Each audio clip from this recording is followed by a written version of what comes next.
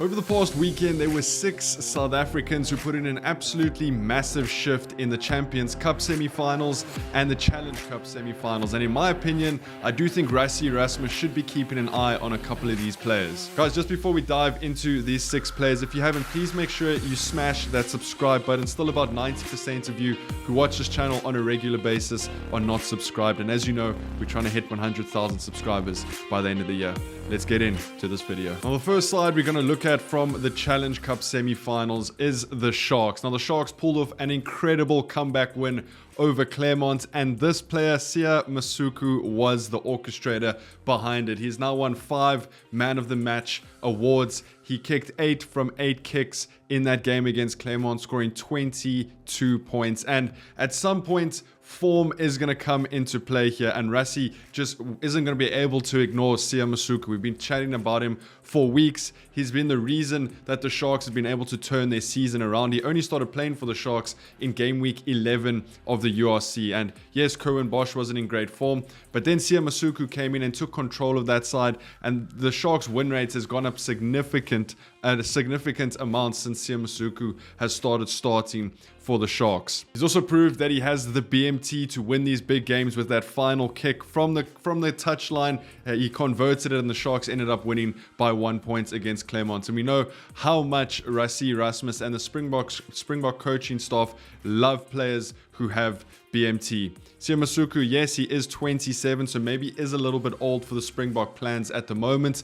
But again, how long can you ignore form for until they really have to call up Sione Masuku to see what he can do in a Springbok top? Staying in the Sharks camp, I think Vincent Chuka had an incredible game against Claremont as well. Yes, you had all the normal names, the Springboks, Eben Etzebeth, Lukanya Grant Williams, Vincent Koch, who all contributed to that very, very good win over Claremont in the semi-final. But I do think Vincent Chuka was a bit of an impact player, and he showed that he does have the skills to potentially make it into that Springbok setup. He made 15 tackles, he had 1 turnover, and his best highlight was definitely his offload to set up that final try that the Sharks scored. He started playing for the Golden Lions back in 2018 and then moved to the Sharks in 2022. He's also only 25 years of age, so he will be in his prime by the time the 2027 World Cup comes around.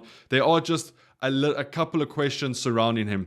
He was born in the DR Congo, so we're not too sure if he is eligible to start and play for the Springboks, and also that loose forward position is so competitive within the Springbok setup that unfortunately, there are some very, very good loosies that will just never, ever play for the Springboks because of the guys that surround them. And that's not a bad thing for the Springboks. It's good to have depth, but I do think Vincent Chuka is definitely putting his hand up and has put his hand up in recent weeks, making a case for himself to perhaps why he should be included into some Springbok squad. And then from the Sharks, we move over into the Harlequins. Now, the Harlequins played Toulouse in the semi-final of the Investec Champions Cup, and they ended up coming off a second best and a little bit short. I do think Harlequins played a good game, but they kind of let it run away from them towards the back end of that first half.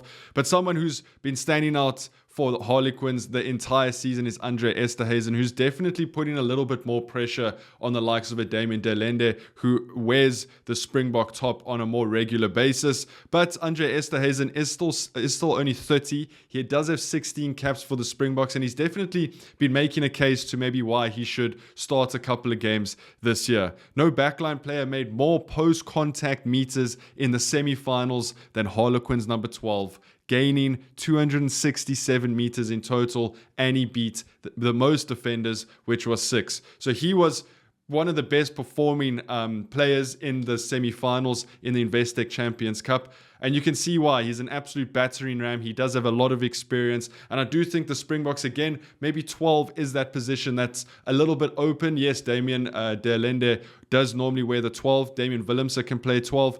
But other than them, there is that sort of openness towards the inside center position for the Springboks. So I don't think Andre Esterhuizen is playing against too much depth. I just think the Springboks prefer Damien Delende at the moment, but if Andre Esterhuizen keeps performing, there's no reason why he can't start for the Springboks. The next up, staying in the Harlequins, is someone who's been knocking on the Springbok door for a couple of years now, and that's Tyron Green, who got his start at the Lions back in 2018 and then moved to Harlequins in 2020. He's been absolutely tearing it up this season for the Harlequins. He's elusive, he's physical, he's brave, he's just a very, very good playmaker. A fun fact is that I actually used to play rugby against Tyron Green in high school, and trust me, this guy is something special. So he's been absolutely tearing it up for the Harlequins. He gained more meters than any other player in the semi-finals in the Champions Cup. He also beat 4 defenders. He set up a try and then scored it.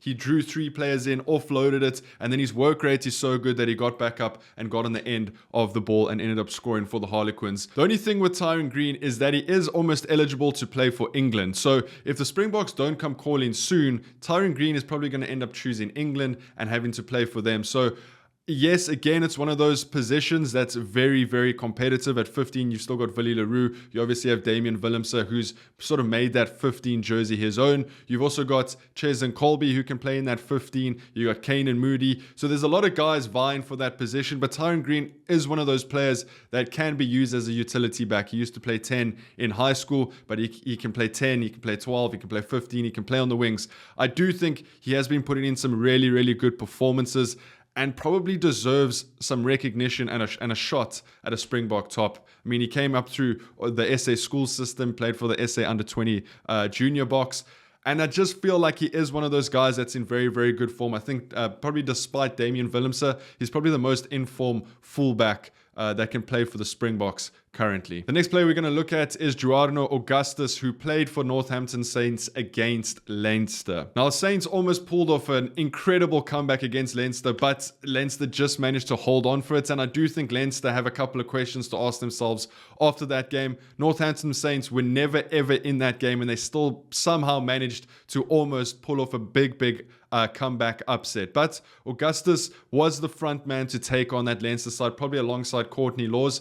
Augustus is given that role of the front man, the big guy, to get over the game line and really get Northampton Saints some go forward ball. He made 60 running meters, 14 carries, 13 tackles, and a turnover. So he really did impact that game heavily. I think him and Courtney Laws were probably the 2 best forwards for me from the Northampton Saints in that game against Leinster.